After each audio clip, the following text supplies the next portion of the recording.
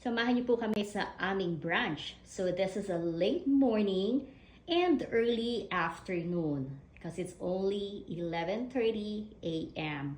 So syempre, meron po tayong dried fish or ang tuyo, ang paborito po ng lahat. Talagang hindi po mawawala to, no? Basta't breakfast. Kahit tuyo nga lang, talaga namang kontento na tayo. At ang aking garlicky fried rice. Napakarami po talagang garlic niyan. Siyempre, no? Kailangan din natin na maraming garlic dahil marami po yung health benefits.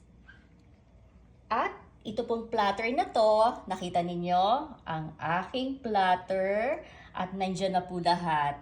Ang fried eggs, ang spam, light lang po yung spam ha, para syempre less sodium.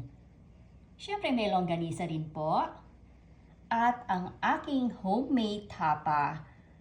If you previously watched ang recipe ko po sa homemade tapa, napakadali lamang po itong gawin talaga.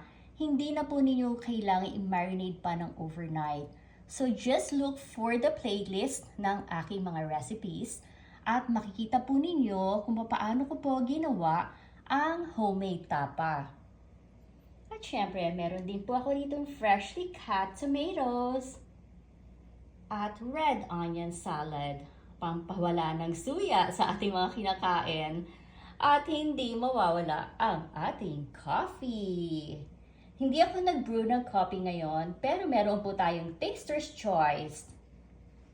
At sana rin po ay nagustuhan ninyo ang aking napakasimpleng table settings. Ayan po.